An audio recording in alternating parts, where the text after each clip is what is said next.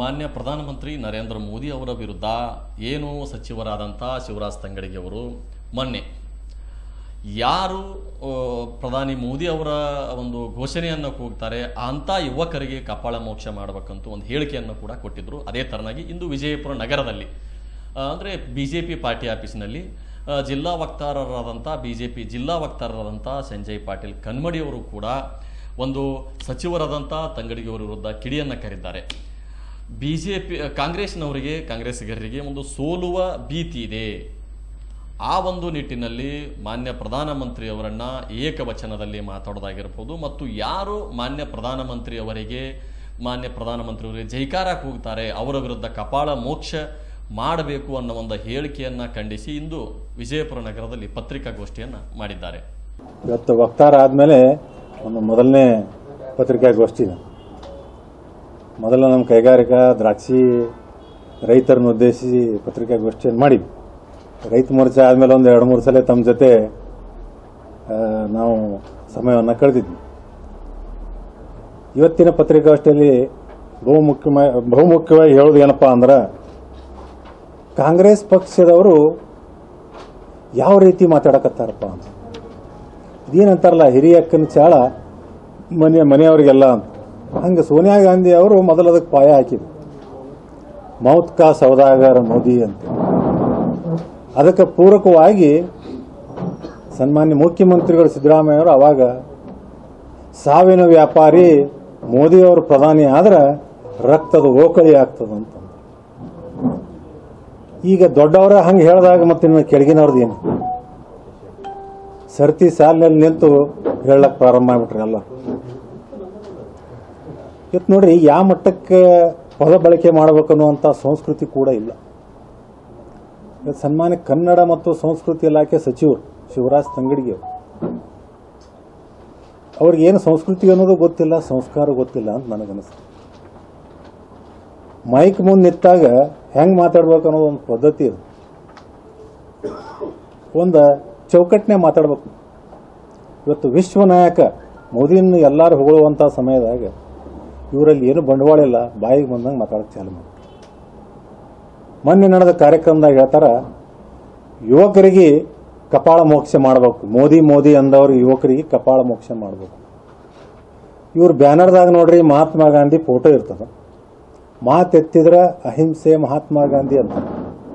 ಆದರೆ ಇವರು ಮಾಡೋದು ಏನಂದ್ರೆ ಸಂಪೂರ್ಣವಾಗಿ ವಿರುದ್ಧ ಮಾಡೋದು.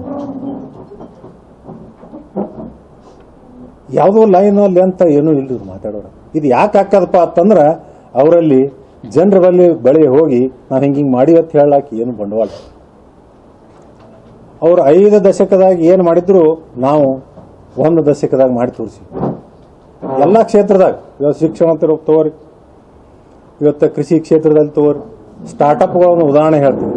ಆ ಭಾಷಣದಾಗ ಅವ್ರು ಅದೊಂದು ಮಾತು ಹೇಳ್ತಾರ, ಮೋದಿ 2 ಕೋಟಿ ಉದ್ಯೋಗವನ್ನು ಕೊಡ್ತೀನಿ ಅಂದಿದ್ರು ಅಂತ. ಉದ್ಯೋಗ ಕೊಡ್ತೀವಿ ಅಂದ್ರೆ ಏನು ಎಲ್ಲರಿಗೂ ಸರ್ಕಾರಿ ನೌಕರಿ ಆದೇಶ ಕೊಡುವಂತಲ್ಲ, ಉದ್ಯೋಗ ಸೃಷ್ಟಿ ಮಾಡುವಂಥದ್ದು.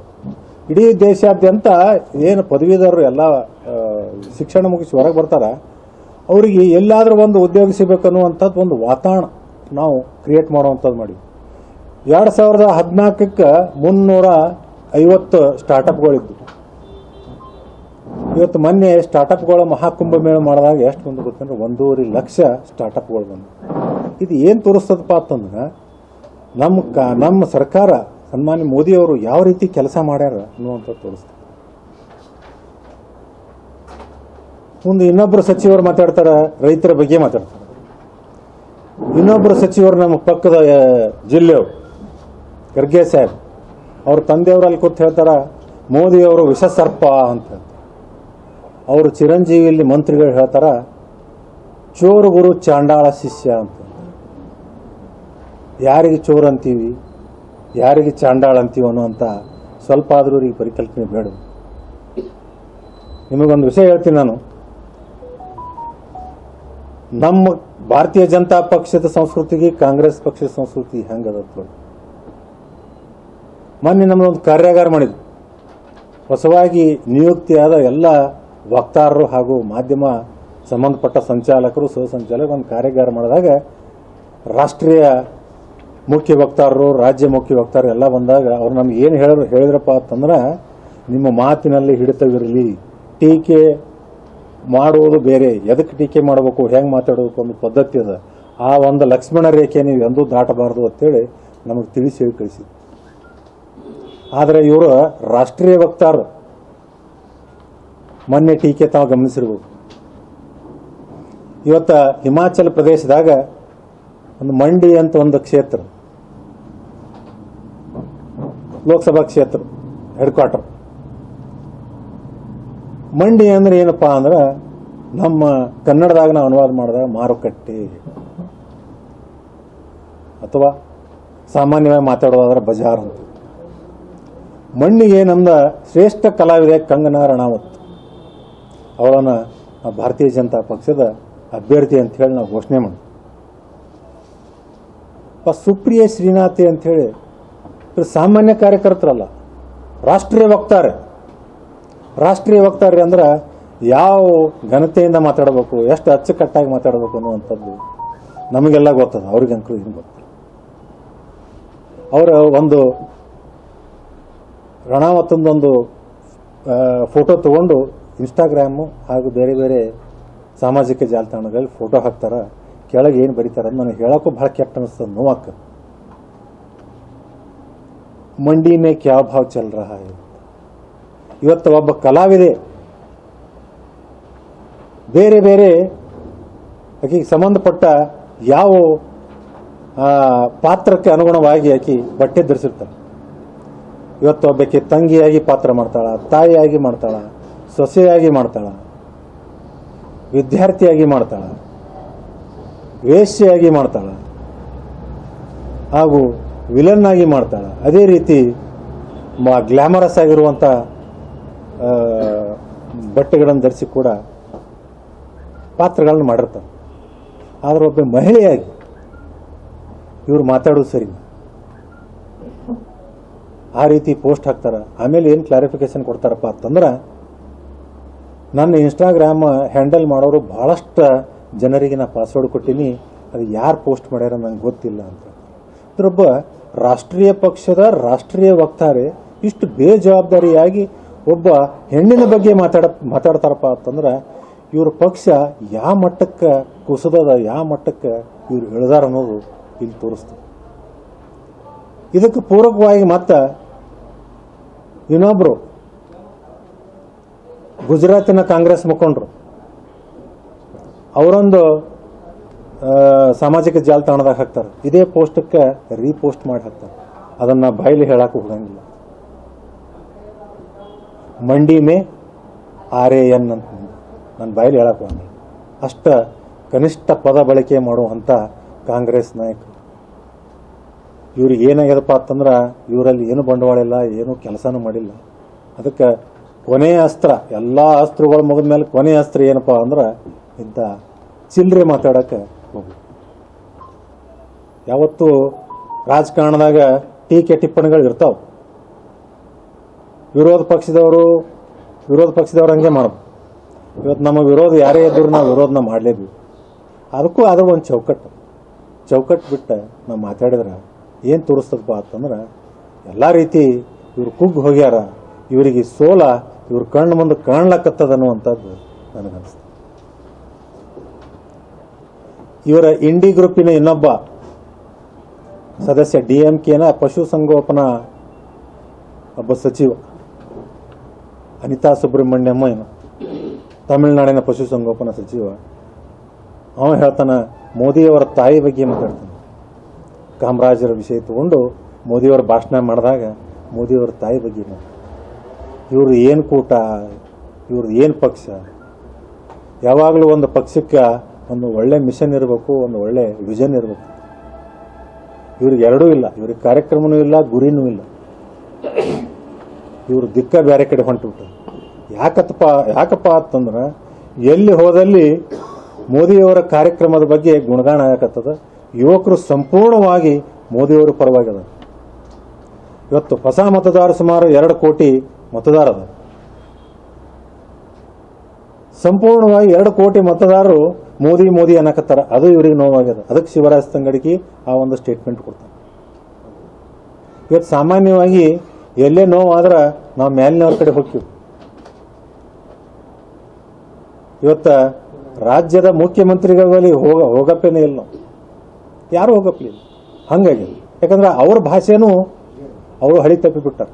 ಇವತ್ತ ಹಿಂದಿನ ಅವಧಿದಾಗ ಮುಖ್ಯಮಂತ್ರಿಗಳು ಸಿದ್ದರಾಮಯ್ಯನವ್ರು ಹೆಂಗಿದ್ರು, ಈಗಿನ ಅವಧಿಯ ಮುಖ್ಯಮಂತ್ರಿ ಸಿದ್ದರಾಮಯ್ಯನವ್ರ ಅವಧಿದಾಗ ಹೆಂಗೆ ಅದಾರಪ್ಪ ಅಂತಂದ್ರೆ ಆ ವ್ಯತ್ಯಾಸ ನೋಡಿದ್ರೆ ಗಮನಿಸಿದ್ರೆ ಅಜಗಜಾಂತರ ವ್ಯತ್ಯಾಸ. ಅವ್ರಿಗೆ ಭಾಳ ನೋವದ, ಅವ್ರಿಗೆ ಭಾಳ ತೊಂದರೆ ಅದ. ಯಾಕಂದ್ರೆ ಭಾವಿ ಮುಖ್ಯಮಂತ್ರಿಗಳು ಬೇರೆ ಅದಾರ, ಸೂಪರ್ CMಗಳು ಬೇರೆ ಅದಾರ, ಶ್ಯಾಡೋ CMಗಳು ಬೇರೆ ದಿಲ್ಲಿದಾಗ ಕೂತಾರ.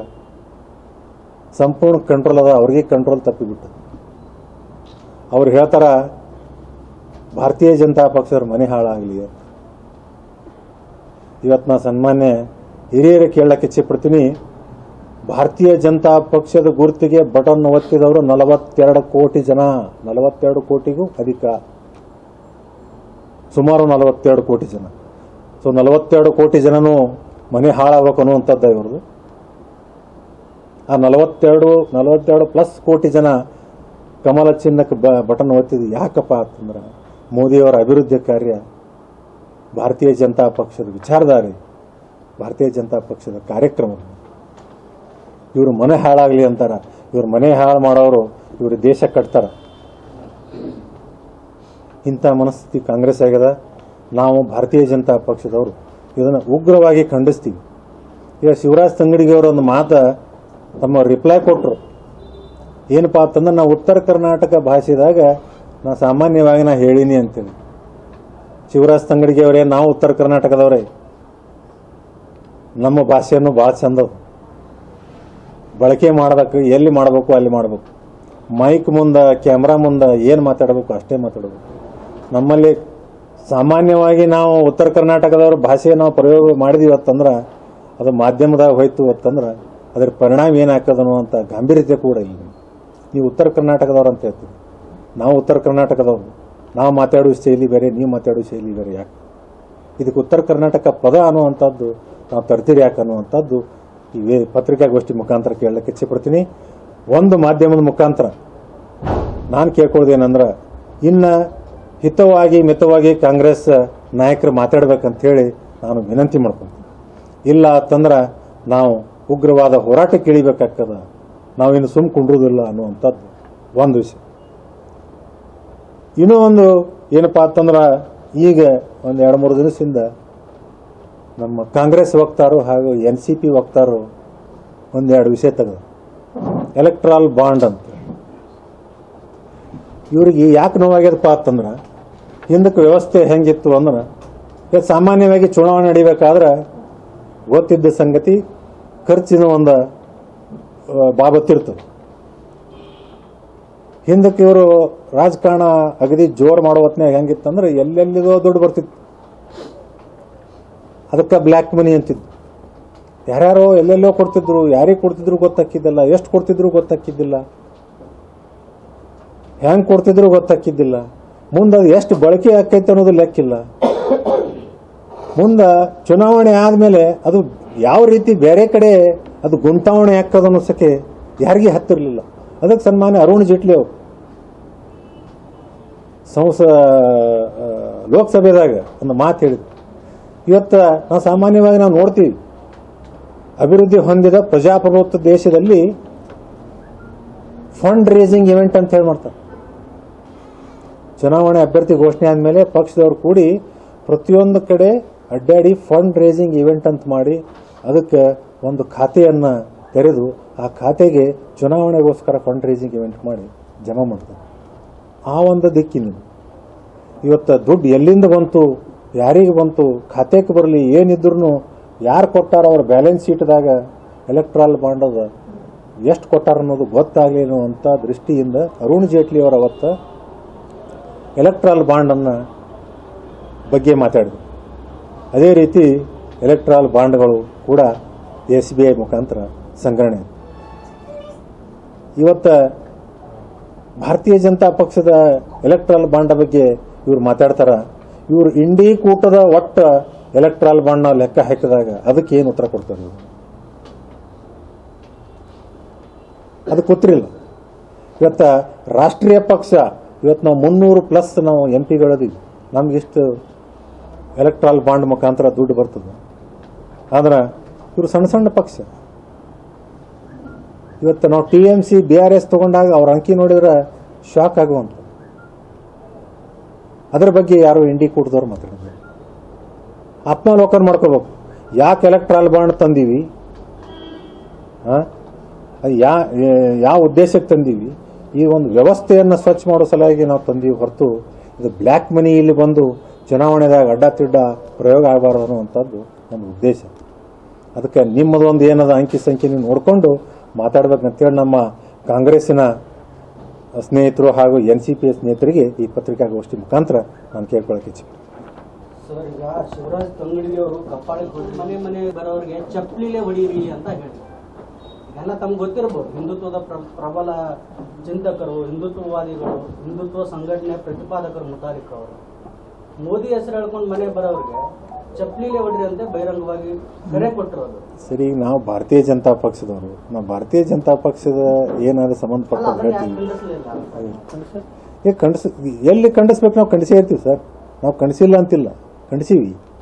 ಇಲ್ಲ, ಈಗ ನಿಮ್ಮ ಬಿಜೆಪಿ ಶಾಸಕರೇ ಬಸವನಗೌಡ ಪಾಟೀಲ್ ಈಗ ಮುತಾಲಿಕ್ ಅವರ ಹೇಳಿಕೆಗೆ, ಈ ಮುತಾಲಿಕ್ ಅವರ ಹೇಳಿಕೆಗೆ ಒಂದು ಪ್ರತಿಭಟನೆ ಮಾಡಲಿಲ್ಲ, ಪದ ಬಳಸಿದ್ರೆ ಯಾಕೆ ನೀವು ಹೋರಾಟ ಪ್ರತಿಭಟನೆ ಅದಕ್ಕೊಂದು ಚಕಾರ ಎತ್ತೋ ಕೆಲಸ ಆಗಲಿಲ್ಲ? ಈಗ ರಾಷ್ಟ್ರೀಯ ಪಕ್ಷ ನಮ್ಮ ವಿರೋಧ ಪಕ್ಷ, ರಾಷ್ಟ್ರೀಯ ಪಕ್ಷದವರು ನಮ್ಮ ವಿರುದ್ಧ ಚುನಾವಣೆ ಮಾಡ್ತಾರ, ಅವ್ರ ಜೋಡಿ ನಾವು ಅವ್ರು ನಮಗೆ ಈ ರೀತಿ ನಿರಂತರವಾಗಿ ಟೀಕೆ ಮಾಡಕತ್ತಾರ ಅಂತ ಹೇಳಿ ನಾವು ಅದಕ್ಕೆ ನಾವು ಇವತ್ತು ಪತ್ರಿಕಾಗೋಷ್ಠಿ ಮುಖಾಂತರ ನಾವು ಅವ್ರಿಗೆ ನೀವು ಸರಿ ಮಾಡ್ಕೋರಿ, ತಿದ್ಕೋರಿ ಅನ್ನುವಂಥದ್ದು ನಾವು ಆಗ್ರಹ ಮಾಡ್ಲಕತ್ತೀವಿ. ಇವತ್ತು ಅವ್ರಿಗೂ ಕೂಡ ನಾವು ಮಾಡೀವಿ. ಮತ್ತು ಅದನ್ನ ಅದೇ ರೀತಿ ಮುಂದುವರಿಸಿದ್ರೆ ಅಲ್ಲಿ ಕೂಡ ಪ್ರತಿಭಟನೆ ತಾವು ಕಾಣಬಹುದು. ಇಲ್ಲ, ಅದು ಮುಂದುವರಿಸಿಲ್ಲ, ಖಂಡಿಸೀವಿ, ಆ ಮಟ್ಟಕ್ಕೆ ಖಂಡಿಸೀವಿ. ಅದನ್ನ ಅಲ್ಲೇ ಡ್ರಾಪ್ ಆದ್ಮೇಲೆ ನಾವು ಬಿಟ್ಬಿಡ್ತೀವಿ. ಇವತ್ತು ತಂಗಡಿಗೆಯವರಾಗಲಿ ಬೇರೆ ಕಾಂಗ್ರೆಸ್ ನಾಯಕರಾಗಲಿ ಬಿಟ್ರೆ ನಾವು ಬಿಟ್ಬಿಡ್ತೀವಿ. ಆದ್ರೆ ನಿರಂತರವಾಗಿ ಮೌತ್ಕಾಸ್ ಹೋದಾಗಾರ ಅಂತ ಹಿಡ್ಕೊಂಡು ಪ್ರಾರಂಭ ಆಗಿದ್ದು ಇನ್ನೂ ಹಂಗೆ ಕಂಟಿನ್ಯೂ ಆದಾಗ ಮನುಷ್ಯರಿಗೂ ಒಂದು ತಾಳ್ಮೆ ಅನ್ನೋದು ಇರ್ತದೆ. ಆ ತಾಳ್ಮೆ ಕಳೆದುಕೊಳ್ಳಕತ್ತೀವಿ ನಾವು, ಅದು ಚುನಾವಣೆ ಹೊಸ್ತಿಲಿನಲ್ಲಿ. ಕನ್ಮಡಿ ಅವರ ಪದ ಬಳಕೆ ಬಿಜೆಪಿ ಅವರು ಮಾಡಿಲ್ಲ.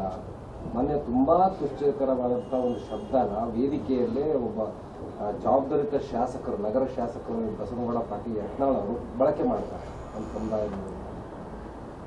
ಅದಕ್ಕೆ ಏನದು ನಿಮ್ಮ ಸಂಸ್ಕೃತಿನ ಅಥವಾ ಅದು ತಪ್ಪ ಅಥವಾ ನಿಜಾನ, ಅದು ಸರಿನಾ? ಈಗ ಸನ್ಮಾನ್ಯ ಬಸವನಗೌಡ ಪಾಟೀಲ್ ಯತ್ನಾಳ್ ಅವರು ಮಾತಾಡಿದ್ದು ನಾನು ಗಮನಿಸಿಲ್ಲ. ಅಕಸ್ಮಾತ್ ನೋಡಿ, ನಾ ಒಂದು ಹೇಳ್ತೀನಿ, ಇವತ್ತು ಯಾರೇ ಇರಲಿ, ಇವತ್ತು ನಾನು ಆಗಲೇ ಹೇಳಿದೆ, ಇವತ್ತು ಯಾರೇ ಇರಲಿ ನಮ್ಮ ಬಾಯಿ ಮೇಲೆ ನಾವು ಹಿಡಿತಾ ಇಟ್ಕೊಂಡೇ ಮಾತಾಡಬೇಕು. ಅದು ನಮ್ಮ ಭಾರತೀಯ ಜನತಾ ಪಕ್ಷದ ಸಂಸ್ಕೃತಿ. ಅದನ್ನು ನಮ್ಮ ಹಿರಿಯರು ಕಲಿಸ್ಕೊಟ್ಟಾರ. ಇವತ್ತು ಅಟಲ್ ಬಿಹಾರಿ ವಾಜಪೇಯಿ ಅವರು, LK ಅಡ್ವಾಣಿ ಅವರು, ಇವತ್ತು ಸನ್ಮಾನ್ ಮೋದಿ ಅವರು, ಇವತ್ತು ಏನೇ ಟೀಕೆ ಮಾಡಿದ್ರು ಅವರು ಮಾರ್ಗದರ್ಶನದ ಮೇಲೆ ಹೋಗಿ ಅವರು ಯಾವ ರೀತಿ ರಿಪ್ಲೈ ಕೊಟ್ಟಾರ ಅನ್ನೋದು ನಾವೆಲ್ಲ ಗಮನಿಸಿರಿ. ಅವರನ್ನ ಆದರ್ಶವಾಗಿ ಇಟ್ಕೊಂಡು ನಾವು ಹೋಗ್ತೀವಿ. ಹಂಗೆ ಯಾರೂ ಮಾತಾಡಬಾರ್ದು. ಮಾತಾಡಿದ್ರು ಅದನ್ನ ತಪ್ಪಂತ ಹೇಳ್ಬೋದು, ಆದ್ರೆ ಅವರು ಯಾವ ಕಂಟೆಕ್ಸ್ಟ್ನಾಗ ಅವ್ರು ಮಾತಾಡ್ಯಾರ ಅನ್ನೋದು ನನಗೆ ಗೊತ್ತಿಲ್ಲ.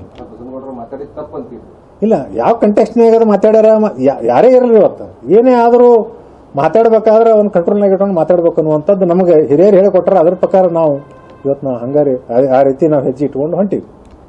ಸದನದಾಗಿ ಮಾತಾಡ್ತಾರ, ಅದನ್ನ ಖಂಡಿಸಿದ್ರು. ಅದನ್ನ ಯಾವ ರೀತಿ ನಿಮ್ಮ ಪಕ್ಷದ ಸಂಸ್ಕೃತಿ? ಇಲ್ಲ, ಒಂದು ಕಂಟೆಕ್ಸ್ಟ್ನಾಗ ಏನಾದರೂ ಮಾತಾಡಿದ್ರೆ ಬೇರೆ, ವೈಯಕ್ತಿಕವಾಗಿ ಟೀಕೆ ಟಿಪ್ಪಣಿ ಮಾಡೋದು ಯಾವ್ದಾದ್ರೂ ಸರಿಯಲ್ಲ ಅಂತ ನನ್ನ ಅಭಿಪ್ರಾಯ. ಅದು ದೇಶದ್ರೋಹಿಗಳು ಮಾತಾಡಿರ್ತಾರೆ, ಯಾವ ಕಂಟೆಕ್ಸ್ಟ್ನಾಗ ಮಾತಾಡಿರ್ತಾರೆ ಆ ಭಾಷೆ ಉತ್ತರ ಕೊಡ್ಬೇಕಲ್ರಿ.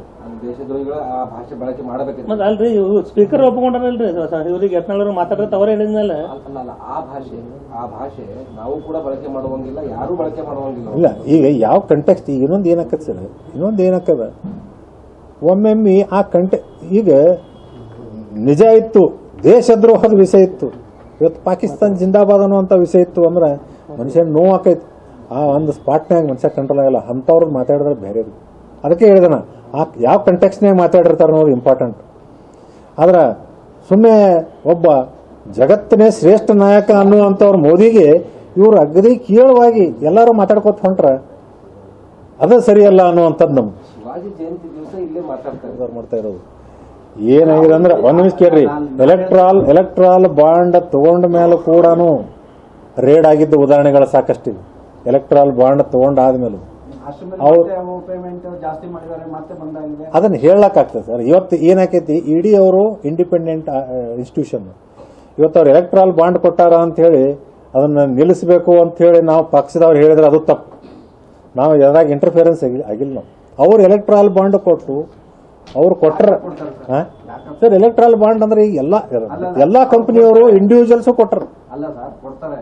ಯಾವ ಕಾರಣಕ್ಕಾಗಿ ಕೊಟ್ಟಾರೆ? ಆಡಳಿತ ಪಕ್ಷಕ್ಕೆ ಅಷ್ಟೇ. ಆಡಳಿತ ಪಕ್ಷಕ್ಕಂತಲ್ರಿ, ಎಲ್ಲಾ ಪಕ್ಷಕ್ಕೆ ಕೊಟ್ಟರ. ಎಲೆಕ್ಟ್ರೋ ನಮ್ಮ 303 MP, ನಾವು 303 MP ನಾವು ಡಿವೈಡ್ ಮಾಡಿದಾಗ ನಾವು ಲೆಕ್ಕ ಹಾಕಿದಾಗ ವಿರೋಧ ಪಕ್ಷದವ್ರಕ್ಕಿಂತ ಕಡಿಮೆ ಬರ್ತೀವಿ ನಾವು. ಭ್ರಷ್ಟಾಚಾರಕ್ಕೆ ರಸೀದಿನ ಇಲ್ಲ ಸರ್, ಅದು ಕಾಂಗ್ರೆಸ್ದವರು ಅದೊಂದು ಮಾತಾಡಕ್ ಅದೊಂದು ಮಾತ ಅಷ್ಟೇ.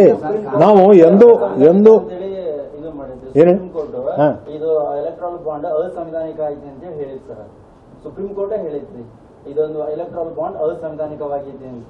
ಅಸಂವಿಧಾನಿಕವಾಗಿರೋದು ಬಹಿರಂಗ ಮಾಡ್ರಿ ಅಂತ ಅವ್ರು ಹೇಳಿ ಬಹಿರಂಗ ಮಾಡ್ಸಕ್ ಹಚ್ಚಾರ ಹೊರತು ಏನಂದ್ರೆ ಯಾವ್ದಾದ್ರು ಆಕ್ಟ್ ಐತಿ ಪಾರ್ಲಿಮೆಂಟ್ ಮ್ಯಾಗ ನಾವು ಲೋಕಸಭಾ ರಾಜ್ಯಸಭೆದಾಗ ನಾವು ಪಾಸ್ ಮಾಡ್ಕೊಂಡ್ರೆ ನಾವು ಇವತ್ತು ಅದು ಆ ಒಂದು ವ್ಯವಸ್ಥೆಗೆ ತಂದಿರ್ತೀನಿ. ಆಗ್ಲೇ ಹೇಳಿದೆ, ಇವತ್ತು ಅತಿ ಮುಂದುವರೆದ ಪ್ರಜಾಪ್ರಭುತ್ವ ದೇಶ ನಾವು ನೋಡಿದಾಗ ಫಂಡ್ ರೇಸಿಂಗ್ ಇವೆಂಟ್ ಅಂತ ಹೇಳಿ ಮಾಡ್ತಾರೆ. ದೊಡ್ಡ ದೊಡ್ಡ ಇವೆಂಟ್ಗಳನ್ನು ಮಾಡ್ತಾರೆ. ಆ ಒಂದು ದೃಷ್ಟಿಯಲ್ಲಿ ಬ್ಲ್ಯಾಕ್ ಮನಿ ಚುನಾವಣೆ ಪಕ್ಷಕ್ಕೆ ಬರಬಾರದು. ಎಲ್ಲಾನು ಟ್ರಾನ್ಸ್ಪರೆಂಟ್ ಆಗಿರಬೇಕು.